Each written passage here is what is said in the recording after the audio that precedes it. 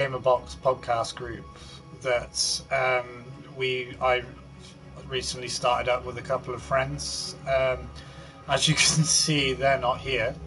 The technology I'm still getting used to, so please bear with me if my mannerisms and the way I am speaking is slightly fluctuated. I've never done a live broadcast while playing a game before. So let me introduce myself. I'm AJ. My gamer tag is aJNation's 71. That would be across PlayStation, Nintendo. It's also my Twitter tag. And what I'm planning to do today is just have a very brief run through Battlefield 1, which is, in my opinion, probably the best first-person shooter game this year. It's a phenomenally pretty game. Not only that, it is quite uniquely stylized in its presentation of the First World War era. The story itself, I'm currently on the second chapter with Edwards, on the third chapter, sorry, who is the tank guy.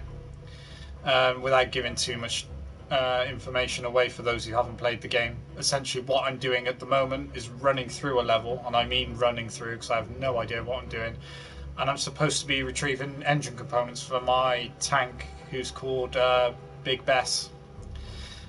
So let's get to it. Let's play some game, and hopefully I won't embarrass myself too much. Now, the striking thing, like I said, with this game is the freedom that is involved in your approach. I don't know if many of you are familiar with other Battlefield games, but there is a lot of freedom in this game. It reminds me of a first-person version of Metal Gear Solid 5 in that, though it is a first-person game, you have a sandbox area which you can tackle in various different ways. So on foot, I even have a horse, very much like Metal Gear Solid 5. And however you choose to approach the objectives, you can do it essentially at your own will. I've actually got near the objective point I was supposed to be getting to. So yeah, it's a very surprisingly good game, and halfway there. Thank you, Edward. From the critic responses and also the overall aesthetic, I think this is miles better than this year's Call of Duty. I think it's quite striking that this year's Call of Duty, the best version to play, is actually a remaster of a 10-year-old game. I'm clearly not going for stealth. Oh shit. Excuse my language. I don't think my horse is going to last very long. As you can see, I probably should jump off because I'm not brand new, and I don't want Peter to run and ring me up and saying, "Why are you abusing animals?" Why have I switched to my sniper rifle? Oh, because I'm out of ammo. Oh god. Oh, I'm going to run in it with my shovel. Okay, no, I'm going to stab him with my shovel. I should probably warn that obviously this is quite a graphic game, seeing as it is set in the First World War. But as you can see, the area, like I said, is quite expansive. You can approach it in many different ways. I'd advise, if you were playing, to be a lot more cautious than I am. I'm just, like I said, this is a dummy run for the future podcasts that my group, Gamerbox, will be doing. The other guys that usually do this with me is Philip James Ferreira, who you can find at Toxic Smokey on Twitter. Oh, Jesus. and Martin Hawkins, who you can find at Marto DS. That is MARTO. I'm dead. DS at, well, that's his Twitter handle. He's recently purchased his PlayStation, and all we seem to do is play really awful FIFA on it. So yeah, it's exciting times. We recently did a Let's Play of FIFA with no footage, unfortunately. But the format was good, and we are looking to do more formats that are similar to that with the gameplay footage provided like I'm doing now. So let's actually see if I can do something constructive while on live PlayStation camera. The next official episode, because this is a bit of a bonus because I'm just messing around, of GamerBox will be produced next Wednesday, and the guys and I will be discussing our top 5 favourite games of all time, not what we think are the best ever made games, what our favourite games are. And this discussion, I'd imagine, will be live on YouTube and social media within the couple of days following that. I am amateur in my editorial skills, unfortunately, so it takes me a couple of days to edit the footage, and also I'm only doing it off an iPhone or an MacBook, and like I said, apart from Microsoft Office and various social media accounts,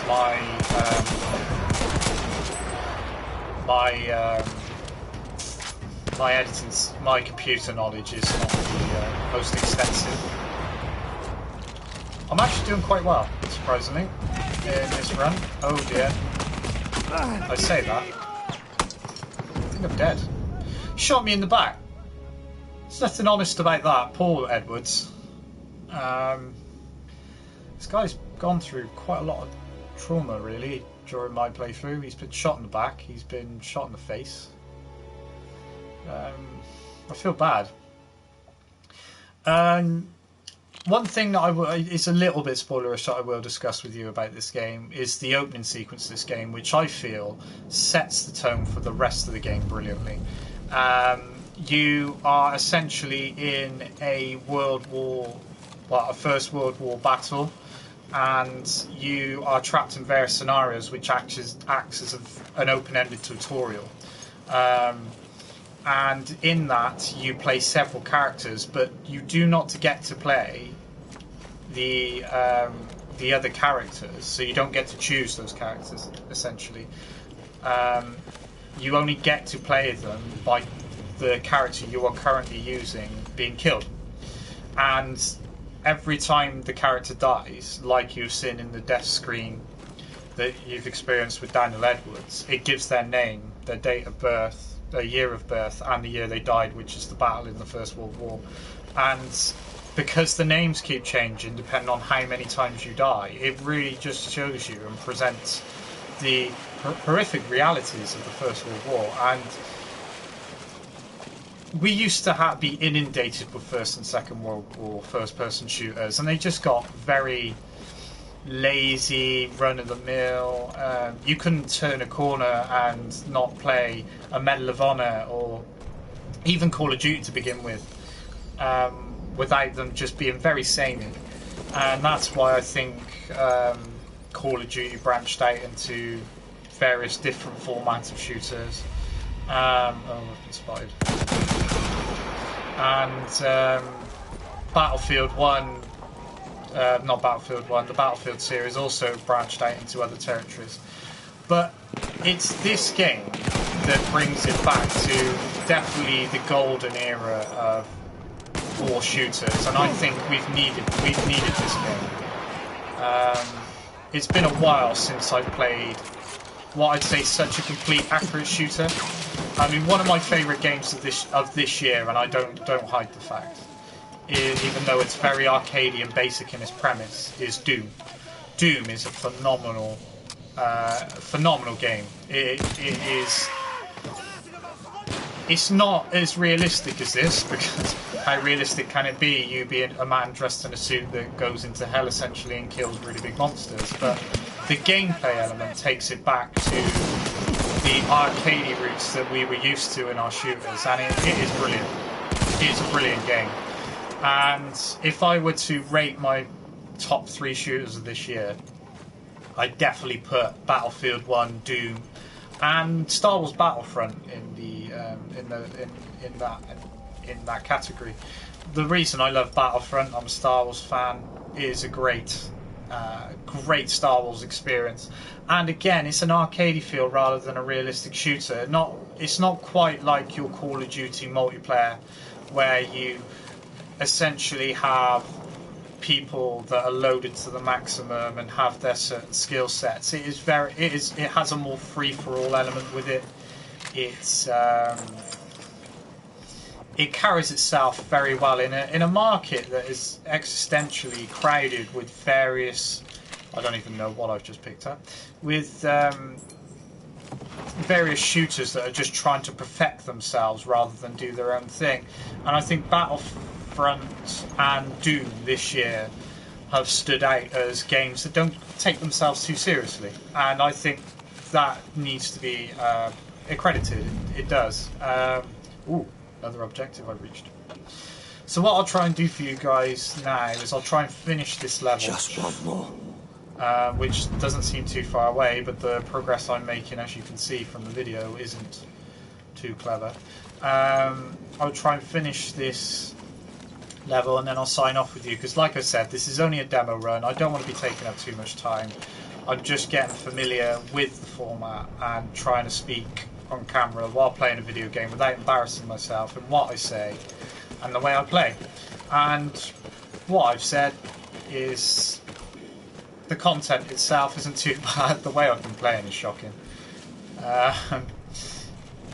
So going back to the variety of types you can play the level, so you can see, you can again, like Metal Gear, you could scope out the level with your binoculars, tag things for your leisure, and you can assess the level in various different ways. Now, for example, if you wanted to do the classic sniper camping, there's a ledge up there you can use, overlook the village, ping people off from a distance. Which, to be honest, before I was playing live on air, what I would say is that was my most successful route. I'm just trying to run through like a man in the moment in the traditional way, just to get through as quick as possible and just give you a glimpse of what I feel is this year's most complete shooter. For this, I've announced my arrival. I've only got a shovel. I need to pick up another gun. Please give me another gun. Something, give me a gun. Ah! That'll do. Shut up. I think we dealt with him pretty well. Oh, I've spotted the engine salvage point. Do you know what? Actually, the fannying around I did at the beginning, I should have just ran through and blown everything up, like I were a Rambo. That's all of them. Now back to Bess. Let's get back to Bessie. Where is our Bess? Black Bess. I think I said Big Bess earlier, so I apologise for the misinformation. So like I was saying, the way we're going with the Game of Box podcast, we're going to be doing a lot of Let's Plays, lots of roundtable discussions. You won't be seeing me on my own. I will always be joined with at least one of the other guys, Phil and Martin. And what we're essentially trying to do is create a... Oh, hello. Well, that didn't go to plan, did it? Do I need to press anything? Or... Ah, that would help. Now, this cutscene is going to be a bit of a spoiler for those who haven't played it, so what I'm going to do is I'm going to sign off now. Remember to follow my gang and I on Twitter. Check out the Game of Box podcast, which currently has its pilot episode on YouTube. And please like, subscribe, and provide some constructive criticism for our format. I look forward to speaking to you all again, and I look forward to playing a lot better than I just did right now. So thank you very much for watching, commenting, liking, and I'll see you soon. Take care, guys. Yeah. We did good.